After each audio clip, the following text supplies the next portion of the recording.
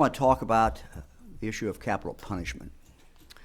And I want to start with my own experience involving capital punishment. As you can imagine, as a former county prosecuting attorney, member of the Judiciary Committee in the State Senate, member of the Judiciary Committee in the U.S. House of Representatives, a member of the Judiciary Committee in the U.S. Senate, then as Ohio Attorney General, now as Governor, I've had ample reason to think about this issue over the last 50 plus years. During my time as an assistant prosecutor and then as the elected county prosecuting attorney, I prosecuted no death penalty cases. For a significant part of my time in that office, Ohio's death penalty law had been declared unconstitutional. However, my time as a prosecutor was very impactful. It was my first opportunity to work with victims of horrific crimes such as rape, homicide, and to see firsthand how devastating these crimes are to the victims and to their families. In 1980, when I was elected to the Ohio State Senate, Ohio had no death penalty law. When I was appointed to the Judiciary Committee in the Senate, we quickly started working on a new death penalty law that we hoped would conform to U.S. Supreme Court decisions. I was a co-sponsor of Senate Bill 1, a bill to reinstitute Ohio's death penalty. As a member of the Judiciary Committee, I participated in the markup of the bill and the debate surrounding it. The State Senate passed the bill on June 30th, 1981, by a vote of 23 to 10. I voted in favor of it. It was then sent to the House, which passed it the next day by a vote of 71 to 28. Governor Rhodes signed it into law, and it took effect on October 19th, 1981. It was a bipartisan bill. At the time, the Republicans controlled the state Senate, Democrats controlled the state House of Representatives.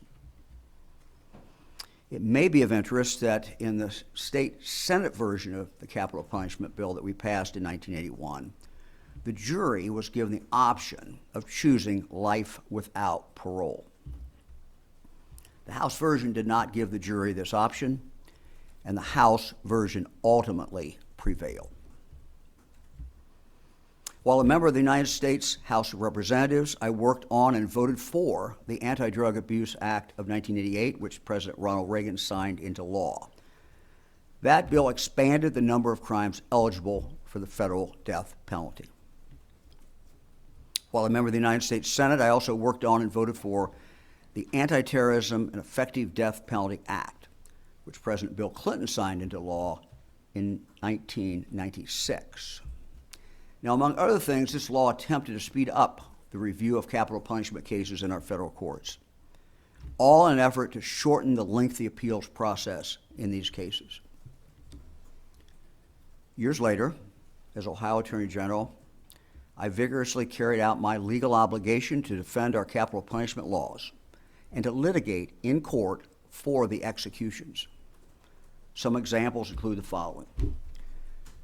First, getting Ohio's death penalty protocol reinstated by the Federal Court of Appeals. Getting Ohio's death penalty restarted after a prior moratorium. Defending death penalty convictions in the United States Supreme Court and in the Ohio Supreme Court. And seeking and obtaining death penalty indictments and death sentences on multiple occasions by the Special Prosecution Section under my direction and authority as Ohio Attorney General. Further, as part of the Attorney General's standard practice, I talked with a number of victims' family members by phone prior to each execution. When I voted for the reinstatement of the death penalty in 1981, I believed that in some cases, capital punishment could serve as a deterrent to keep some people from killing. For me, it was the moral justification for having a death penalty. In judging whether capital punishment is a deterrent, two things are very important. Two words: certainty and swiftness. Certainty and swiftness. By certainty, I mean what is the certainty that it will be carried out, that it will actually happen? How likely is it that a murderer will be indicted for a capital offense, convicted of the capital offense, and then actually executed? Swiftness. By swiftness, we mean how long does it actually take from sentencing to execution? It would seem that if the death penalty were an actual deterrent for some people, it would need to happen swiftly, quickly, and with certainty. However, statistically, the odds of the death penalty actually being carried out are very low. And if it is carried out, it is all but guaranteed that it will take a long, long time for that execution to happen. Let's examine the issue of swiftness and look at the data to see how long it is taking for executions to be carried out in the state of Ohio. Now, I think the best way to see how long it is taking is to look at the last 10 people to be executed in Ohio and see how long it took from the time of conviction to the time of execution. The elapsed time between sentencing and execution ranged from a low of 14 years to a high of 32 years. 14 to 32 is the range. For the last 10 people in Ohio who were sentenced to death and who were actually executed, the average, by that I mean the mean, the average elapsed time was 21 years. This statistic omits the people who died waiting to be executed. It also omits those whose cases were overturned by a court. Let's look at the numbers. Of the 337 individuals who received a death sentence since 1981, 56 have been executed. In that same time, 41 died of either natural causes or by suicide while on death row.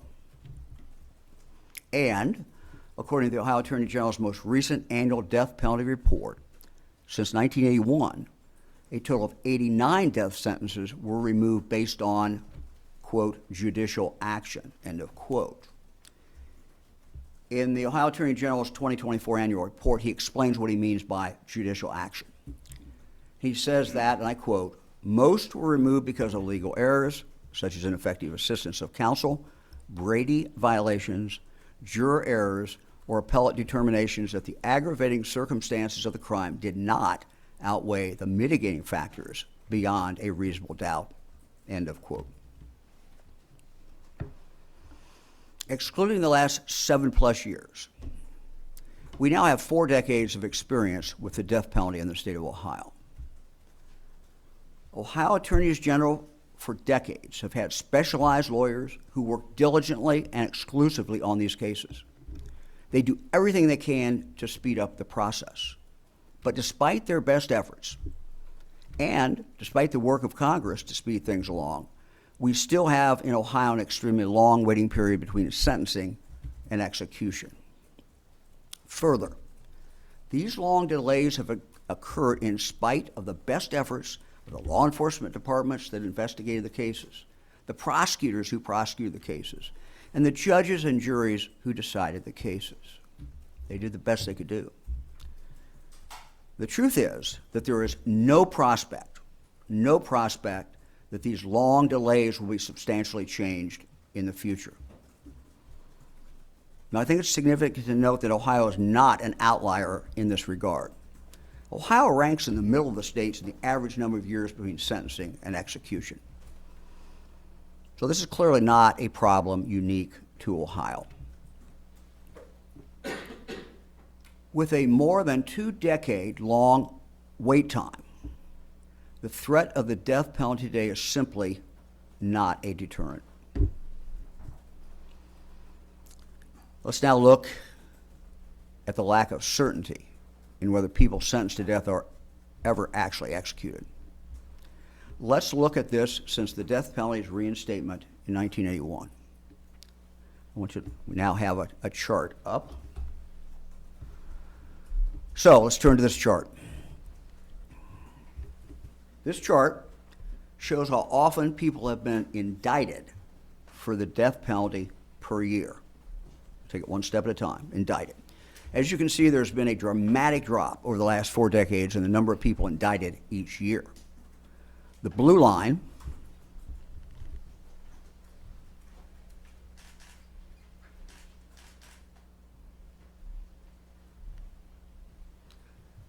shows indictments. The red line shows convictions. The gray line shows actual executions. Now, let's turn to how often the death penalty was actually handed down in those cases. This chart shows the number of death penalty sentences from 1982 to the present.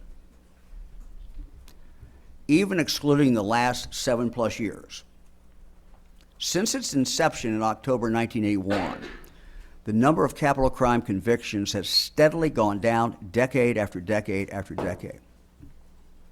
After the death penalty was reinstated on October 19, 1981, counting the first year as 1982, through the remainder of that decade, Ohio averaged 14.25 death penalty sentences each year. In the 1990s, we averaged 13.6 death penalty sentences per year. In the 2000s, for that decade, we averaged a little over 5 death penalty sentences per year. In the 2010s, we averaged fewer than 4 death penalty sentences per year, and the 6 years of the 2020s, we've only had a total of 2 people sentenced to death. Now, just for historical reference, please note that in 1995, juries were given the option of life without parole. The first full year that was in effect was 1996.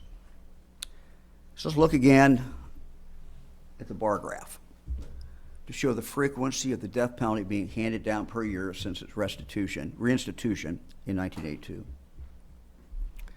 It is clear from this data that the certainty of the death penalty being applied has steadily gone down over the years. The odds of a murderer being indicted for a capital offense are dramatically less today. And even if actually indicted for a capital offense, the odds of them being sentenced to death are even more remote. Now let's look again at just those who have been sentenced to death. Of the 337 people sentenced to death, 41 died of either natural causes or by suicide. 89 were taken off death row by a court or courts. Only 56 have been executed. So even if the murderer is caught, indicted, convicted, and sentenced to death, the odds are still pretty good they're not going to be executed. And so with the dramatic drop in people being executed and the over 2-decade wait time for those who actually are executed, it is today hard to make the case for the death penalty being a deterrent. Former Department of Rehabilitation and Corrections Director Reginald Wilkinson served from 1991 until 2006. During that time, he supervised the execution of 20 men. He has written the following about deterrence, and I quote, "The claim the death penalty is not a deterrent to crime, particularly murder, is supported by a significant body of research and analysis. Many studies, including a report from the National Research Council, have concluded that there is no reliable evidence that the death penalty reduces crime rates more effectively than other forms of punishment," end of quote. Now let me turn to a couple other things that I want to talk about having to do with the death penalty. One should not and cannot discuss capital punishment without thinking of the victims' families. I do not pretend to even be able to imagine how the family of a murder victim feels. However, we do know these crimes are horrendous, and they must be gut-wrenching for the victims' families. The murderers have permanently taken away from them their loved one. The recitation of the facts of the crime must bring about for all Ohioans horror, disgust, and great anger. We know anecdotally that many of the victims' family members want to see the convicted killer executed. We also know that some family members of victims do not want to see an execution. Some of them have expressed their belief that the victim would not have wanted to have the execution take place. Others have said they do not want the execution for religious reasons. Each victim's family members react differently.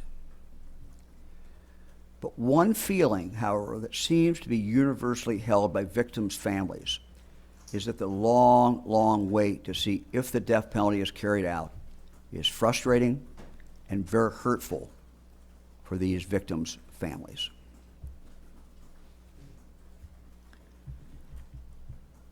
We also cannot talk about capital punishment without talking about those we task with carrying it out.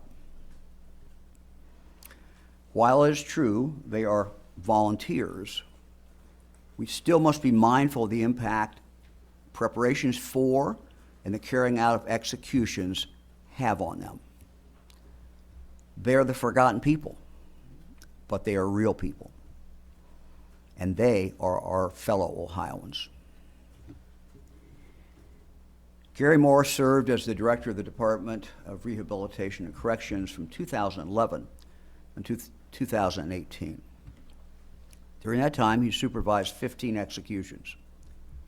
He summarizes the toll on the staff in this one sentence, and I quote, "The heaviness felt by the execution team and by the support staff is indescribable," end of quote.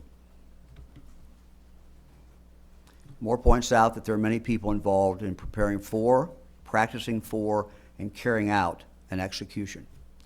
Moore describes the first group of staff this way, and I quote, "The first group of staff dedicated to the execution process are those staff that are assigned each day to supervise, feed, address the needs of those on death row. Staff include correctional security staff, nurses, case managers, chaplains, and facility supervisors," end of quote. Moore points out that many of these staff members see and supervise these death row inmates daily, and some for many years, and that some of the people closest to the execution process believe that we are not executing the worst of the worst. Again, according to Gary Moore, and I quote, "As the death row inmates were taken from death row to be transferred to Southern Ohio Correctional Facility the day before the execution, these staff would tell me about the positive things that they observed the death row inmates doing, like teaching other death row inmates to read or talking other inmates through family crisis." Moore continues, "Staff would ask me, why them? And how is it fair that these inmates were to be executed while others who have killed in prison or killed multiple people or law enforcement and pose a chronic threat to staff and security are not executed," end of quote. Then there's the execution team, as well as all the dozens of support staff who are needed. Before the execution team must practice. During Director Moore's time as director, the federal judge required 4 separate practices. Listen again to Director Moore, and I quote, "A team member served in the role of the person being executed. That person experienced everything the condemned would experience except for inserting the needles into the vein. The person experienced being secured in the cell, being walked to the death chamber by the team, lying on the gurney with their body strapped to the gurney, both arms being strapped to the boards next to the gurney, and laying there for the entire time it would take to complete the protocol." Moore continues, "On my first execution, I played, it was not play, the role of the condemned. As the process concluded, the team called for the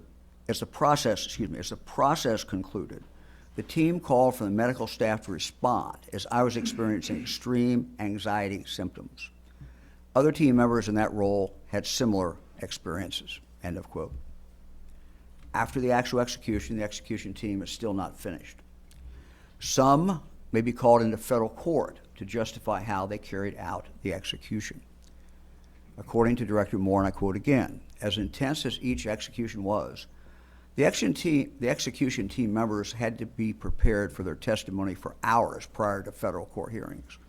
Preparing to testify brought back all the feelings associated with ending a person's life. End of quote. Former director continues, these staff carrying out one of the most challenging public service responsibilities were given little respect by opposing counsel attempting to discredit their work. End of quote.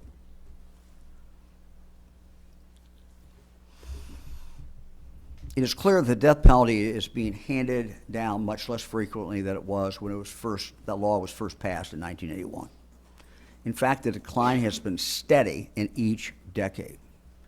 Further, the wait time between sentencing and execution for those who don't die first or have a court intervene for them has remained very, very long, and with no indication at all that that will change. In summary, each decade that the death penalty has been in effect, the chances of a murderer getting executed get more and more and more remote. The conclusion I draw from all of this is that it is today impossible to make the case that the death penalty is a deterrent. I no longer believe the death penalty is a deterrent to murder. The moral justification I had for voting for the death penalty simply no longer exists. For the state to take a human life, there must, in my opinion, there must be evidence that in doing so, it will help protect the public, that the threat of that action will deter someone from committing murder. For the reasons stated above, I do not believe that argument today can be successfully made. Nor do I believe that there's any chance in the future the facts that I have cited to support that belief will change. Therefore, I believe Ohio should abolish the death penalty. The legislature can take this action, and I believe they should take this action. If the legislature does not want to make that decision, they can leave it up to a vote of the people of the state of Ohio. Throughout my career, I've always stated that the most important way to protect the public is to lock up violent criminals and to keep them out of society, keep them locked up. That is a proven way of saving lives and protecting our citizens. Our money and our energies are much better spent focusing on keeping these repeat violent offenders out of society than focusing on the death penalty.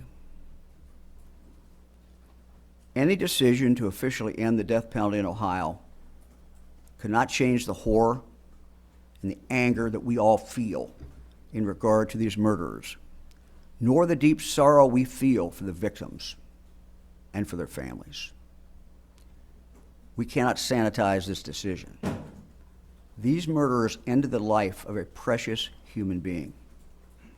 These murderers have changed the lives of the surviving family members forever. Their lives will never be the same. Happy to take questions. There are some opponents of the death penalty who are calling on you in your final months to use your clemency powers. Can you talk about what thoughts you've had about that? No. I'm going to talk today about the reasoning behind what I wrote and what I just read. So that's what I'm talking about today. I want to talk about the rationale, how I came to the conclusion that the death penalty today is no longer a deterrent, and why I believe that the death penalty should be abolished in the state of Ohio. So. If the legislature chooses not to act on this, are you going to lead a ballot campaign? Or Look, I think the reality is today that ballot campaigns generally only occur if there's a significant amount of money behind that effort. I mean, the truth is, it can go on, as you know, it can go on the ballot by the legislature putting it on the ballot, or it can go on the ballot because of the process being filed and enough signatures gained. House Speaker Huffman has said he vigorously opposes any legislation that abolishes the death penalty. Have you talked to him about this, and what's your strategy? Well, I think we both know each other's position on it. And look, reasonable people for centuries have come down on both sides of this issue for thousands of years. There are good people on both sides of this issue who have thought it through, tried to figure out what is the right thing. So I respect the speaker's opinion. I respect anybody's opinion who is on either side of this and who thought about it. These are difficult issues. Are there any actions that you expect to take now to deliver this outcome that you just advocated for? To do what, I'm sorry? To deliver the outcome that you've advocated for? Look, I think that I felt an obligation, particularly based upon my long experience on judiciary committees and wrestling with this issue for now close to, well, really 50 years, one way or the other, and having voted for the death penalty, I felt that I had an obligation to explain to people why I now believe that the death penalty is not a deterrent, and why I believe that we should abolish the death penalty. Many people will have different opinions. Many people will approach it from other experiences, life experiences. I think I have life experiences that are relevant to the discussion, so that's what I wanted to do today, is to lay out in as precise way as I could what my thinking was as someone who voted for the death penalty, as someone who worked in Congress to speed up executions, as someone who worked as Attorney General to carry out what I thought was my duty to push for executions and to follow the law in the state of Ohio. I felt I had an obligation at this point to explain why I do not feel the death penalty is appropriate, and why I think we should abolish it. So it's as simple as that, really. Is your hope to just kind of inform the debate if it seems like there's not a specific path forward to ending it right now here? I didn't catch the first part. What did Are you you say? just hoping to, like, that you're contributing to the debate? Look, this is an age-old debate, and look, the legislature will have an opportunity to look at this, but future legislatures will too if this legislature does not decide. You know, I'm the governor at this time in history. I've had a lot of experience looking at this.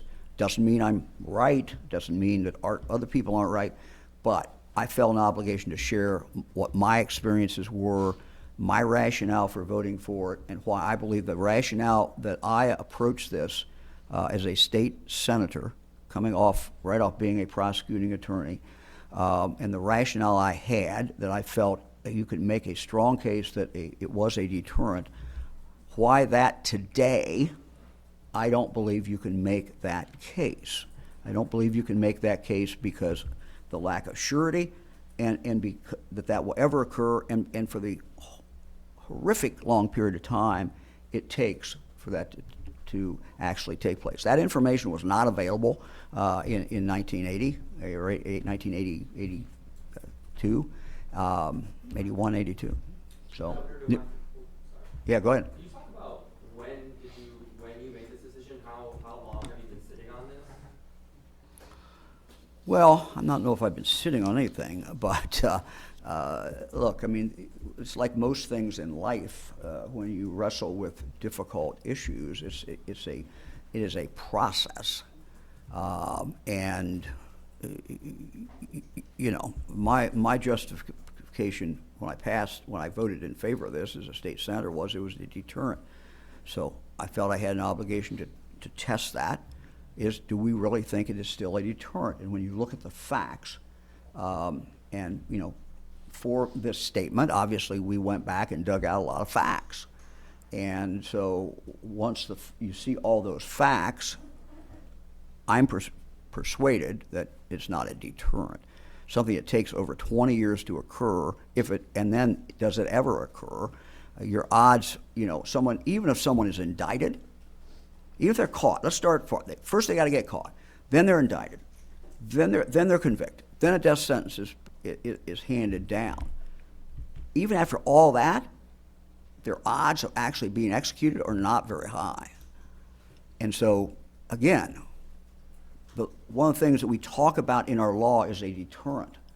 And whether it is speeding law or whether, whatever it is. We use deterrent all the time to justify what we do, and I think that's correct. I think I cannot make the case today that capital punishment is a deterrent. I don't think you can make that case based on the data. Now, some people may say, well, Governor, the problem is you just need to speed things up. And as I pointed out in my statement, good people, smart people, have done everything they can to speed it up, and it's not sped up. And we're not unique. This is not a unique problem in Ohio. It takes a long, long time. And look, in looking at the data, I have taken out the last 7+ years since I've been governor. And you can include them or not include them. You're going to come up to the same conclusion. So a number of Republicans have come out in opposition to the death penalty, and they very often cite their faith, their belief about the sanctity of life. I wonder whether that was a consideration for you as well. Well, when I voted for the death penalty, I considered myself pro-life. I was a practicing Catholic. I remain a practicing Catholic. I remain pro-life. I think the facts have changed.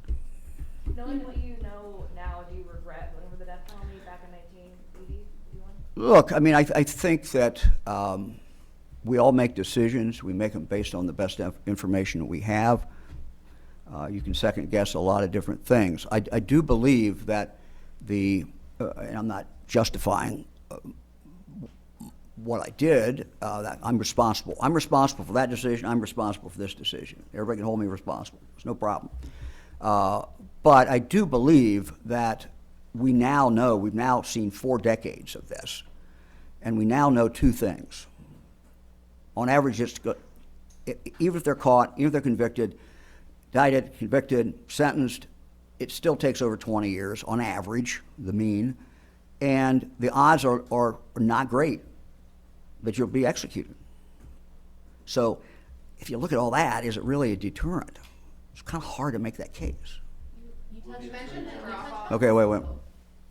You touched upon this a little bit about how folks who are proponents say that maybe you just speed the process up. You've been criticized that you maybe haven't sought the lethal injection drugs hard enough, and now there's this nitrogen gas proposal in the legislature. What do you make of all that? Well, I have told you for the last 7 years why I felt we could, based on the law in Ohio, which only allows one way to execute someone, which is lethal injection. And when we had letters and we've had contacts with drug companies who tell us if you use our drugs to execute someone, then we will, threaten to cut us off and cut our state hospitals off. And that was not a risk I was willing to take. There's been a lot of reports over the years, including one from a former Supreme Court justice, that talked about what went into the death penalty, and they used the data to show that the poorest, the people with the most mental illness, the people with the worst childhoods, the people who had the most against them going into it were far more likely to get the death penalty than someone who was maybe white, well-heeled, that. Did that go into your thinking? Well, what went into my thinking primarily is what I said, because I thought that, and the reason I present it the way I have, is that this data, while it's knowable, I don't know anybody else that's pulled it all together in Ohio like we have. And we felt an obligation, I felt an obligation to look at the data in Ohio. So I never reached that issue. That's an issue that other people have studied. That's an issue that other people have information about. I don't have much to contribute to that discussion. And so without even going to that issue, I came to the conclusion that death penalty should be abolished. I came to the conclusion that it was not a deterrent. And for me, that ended it. So I didn't get into that area because other people have done that, frankly. Governor, we're hearing reports about multiple arrests. Sorry to switch topic really quick, but we're hearing multiple arrests from the FBI, from planned attacks to the White House. I'm wondering if you have any information, if you know anything about it, and if not, what do you think about preventing something so disastrous?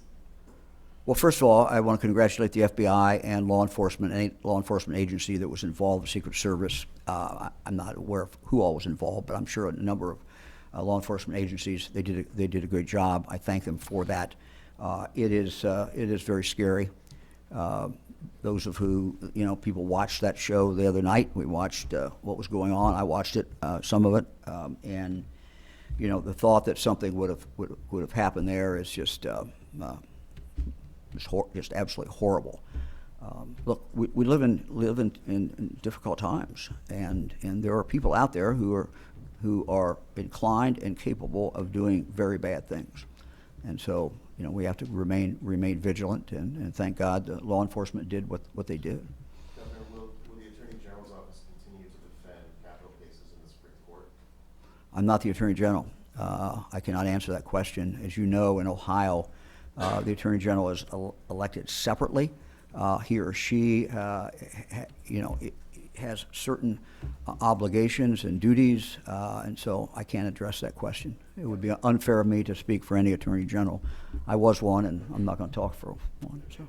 Governor, why wait until this point in your administration to push on this? Look. I mean, it's like a lot of things. Again, it's a process to reach a certain decision. I've worked on this statement for some time. Now seems to be an appropriate time to do it. So. Governor, do you have any comment on the Ohio Organizing Collaborative raid that the FBI apparently conducted last week? And also, just have you been briefed on that situation? Is there anything you know about it? No and no. Know nothing about it. Other than what you all have reported. That's all I know. Do you have concerns about it? I don't know enough to have concerns. I don't know enough about it to make a judgment. Governor, 4 days ago, Delaware County Common Pleas Judge James Shuck submitted his retirement letter to your office, and you are set to be appointing a new judge in his place. Do you have any comments regarding that retirement and any conversations that have happened? No, I have no comment. I mean, look, one of the things that I think might surprise people is the number of judges that a governor appoints in a year, or in my case, it'll be 8 years. We've appointed dozens of them. Anybody leaves the bench, and we become involved, and we will follow the same process that we have followed, which is interview people who are interested and then make a decision. So. Since Rocky took us to Delaware County. I'm sorry.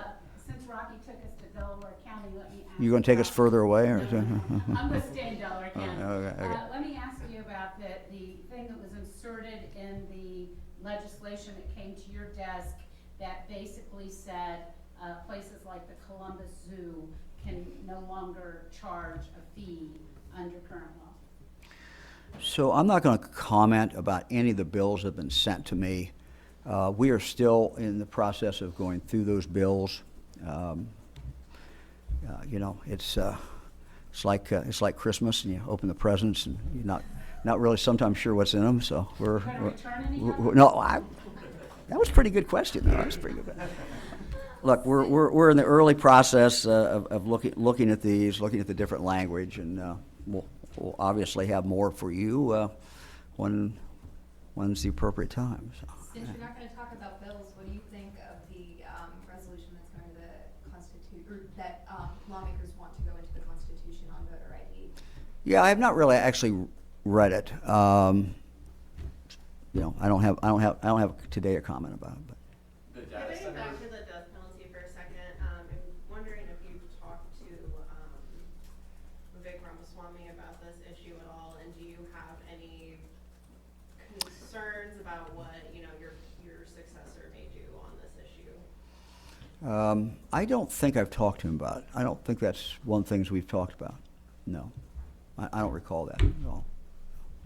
Governor, Anna asked you about your faith decision in making this. I'm sorry? Anna had asked you about your faith decision. Sure. In making this decision. My question is the cost differentiation between the death penalty case and a life in prison case. There's a substantial difference in the cost. How much of that? Yeah, it did not impact. I didn't even look at that. I mean, we've seen people have come up with different ways of measuring that. It just seems to me that if you believe the death penalty is a deterrent, you're trying to save lives, and you're not going to test how much it's going to cost. The other way, if you don't think it's a deterrent, seems to me you come to a conclusion. It seems to me this is a decision you make without looking at the cost. It costs, either one costs money, obviously.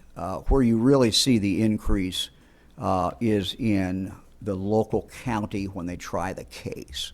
If they try a death penalty case, specifications, that's going to be a much more heavier lift than if there's no death penalty. So you clearly see a big difference there. But there's, you'd have to calculate all about. And I did not go to that point. Governor, I was just curious, as you delayed execution after execution throughout your administration, was that more in line with what your thinking is today about the death penalty not being a deterrent, or was it actually about the unavailability of the execution? Well, yeah, it's the latter. I mean, the facts have not changed. The law is still the same. We will only have one way to execute someone in Ohio. And second, we still have the threat from the drug companies.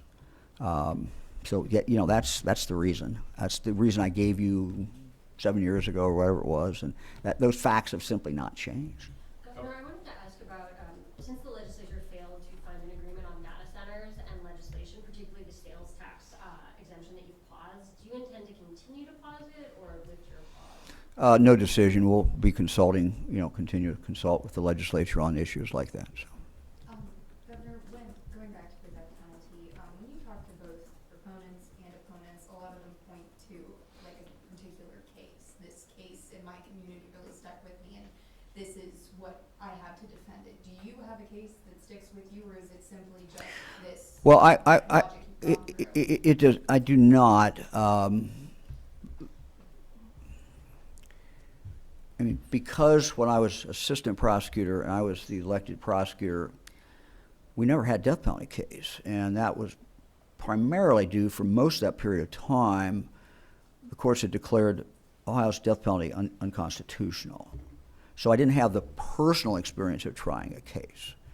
Look, no one can underestimate how the horrible things these murderers have done. And so, what case comes immediately to mind? Pike County. I was directly involved in the investigation of Pike County when I was the Attorney General. Just horrible execution cases. I mean, so these are horrible cases. And as I said in my statement, I mean, your heart has to go out to the victims and to their families. Separate issue, how we as a society decide to deal with it. And it's very understandable. Someone looks at a horrendous case and says, well, the first reaction we all have is, yeah, there's nothing, nothing bad enough you can do to this individual. It's kind of human nature. It's understandable. I just think, try to look at this, and you can't sanitize it. You can't make these murders anything what they are. But on the issue, it seems to me the issue is, at least the way I look at it, is this a deterrent? Not everybody looks at it that way. There are people who very legitimately look at this and say, this is the appropriate penalty for taking a life. That taking another life is the appropriate penalty. I get it. I understand it. Governor, if the legislature doesn't take action, is this something you feel strongly enough about? You've been here this whole time? Where you been? I You're hiding back there. What are you doing? Go ahead. Excuse me. The legislature doesn't take action. Yes. By the end of your term. Is this something you feel strongly enough about that you would help lead a citizen-initiated constitutional? Look, I don't think that is an effective pathway. Maybe it might be an effective pathway. I don't see it as an effective pathway. It seems to me these things, the legislature decides it or it gets on the ballot because the legislature puts it on. I think anything, unless there's a whole bunch of money behind it, is unlikely to get on the ballot. That's kind of my practical sense of it. Okay, anybody else? Governor, have you looked at, you said at your speech that you said put resources resources to keep them away from society rather than putting resources for the death penalty? Have you seen which one is more expensive, or have you compared Look, resources? when you look at how few people are, get the death penalty today, and then you compare that with the number of people who are out there committing homicides and committing other crimes, there's just no comparison. The death penalty is like here, and so I have said publicly for probably decades now, you can talk about the death penalty and you can argue it one way or the other, but the most effective thing to deal with violent crime is to go after the repeat violent offenders and lock them the hell up. That's what's effective. And everything I've done as Attorney General, everything I've done as governor has been focused on going after these repeat violent offenders. I know for a fact that is the best way. And you basically remove them from society. You take them out of society, and you take them out and keep them out for a long period of time. They will not commit during that period of time. They will not be out ravaging, any of our cities or any of our communities. So I only put that in this statement because I want to remind everybody, this is what I believe, and this is what we've done, and this is what I'll continue to do as governor. We're going to continue to give assistance to local law enforcement. We're going to continue to give assistance to mayors. Anybody who's got a violent crime problem, we will do anything we can to surge in assistance and to go after these violent offenders. That is the most effective thing, and there's no doubt about that. Governor, you said you haven't been sitting on this, but you've been hinting at it for a while. Do you think this I'm just kind of an any more influence if you'd made it a year ago or 2 years ago? Well, I wasn't ready to make it a year ago. I basically shared with you all when you asked questions. Were you thinking about the death penalty? And at some point, I started saying, "Yeah, I am thinking about it," which was the truth. I was thinking about it. Governor, I think you've been pretty clear about this, but it's safe to assume. But in case I haven't been, we're I was going to make sure I put a point on it. Yeah. So it's safe to assume you don't expect there to be any executions during your administration. Well, I don't expect there to be. I mean, the facts have not changed. The facts that I outlined are the same. I will not, under current law at least, I will not risk the drugs that we need for our mental health hospitals and other places not being available. I'm not going to risk that for the people around. Your last summer as governor, what other legislative priorities do you have heading into your sort of the home stretch, I guess? What else is important to you? Yeah, I mean, the Capitol bill that just passed and I just signed was very important. I think it's a good bill. It's a bill that, frankly, targeted some of our colleges and universities and gave them a little extra money in cases where we thought they could make the most difference with Ohioans who needed help. And so you can see that in there, four or five of those schools that we targeted. We thought they had good plans, and they were targeting people who really needed help and who we knew could live up to their full potential if they got that education. So that was one. Money was in there also to build a mental health hospital in Dayton. That money is now secured, so I feel very, very good about that. We wanted that hospital built. It won't be built, certainly will barely be started in my term, but the money is there, and so I'm very happy with that as well. Other things in the Capitol bill, happy about as well. As far as going forward, yeah, I mean, we're going to continue. Some of the things we're going to continue to work on and hold up to try to make sure everyone understands how effective they are. And I don't need a bill passed. Ohio C, for example, as we get some of the money coming in from the Trump administration, we're going to take some of that money, the rural health money, and put that in Ohio C. And it's a great program. It's a great program. Whoever the next governor is, I just pray that they continue that program. The legislature will as well. So it's that type thing, holding things up that we know really work. Look, I'm also going to ask the legislature again, and to kind of follow up something they did several years ago. They, at my request, they passed distracted driving law. And that has saved dozens and dozens of lives. It's saved a lot of lives, and every month it's saving more lives. we should take the next step, and the next step is a seatbelt law, primary seatbelt law. If we do that, we know we'll save 5 or 6 lives every single month. And again, that's something that, you know, we should focus on. I mean, you know, it should not be a surprise to this group, after going through this for 7.5 years with me, that, you know, saving lives, keeping people safe, you know, are at the top of my priority. How active do you plan to be on the campaign trail for statewide Republican candidates? Well, as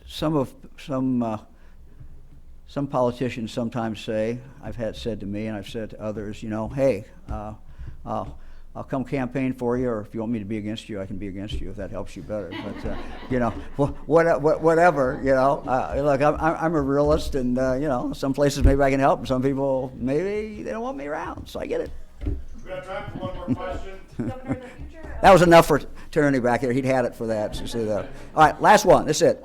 The future of Haitians living in the United States with TPS kind of hangs in the balance of an upcoming Supreme Court decision. Is there anything you can say to No. Springfield's? No, we're waiting for a Supreme Court decision.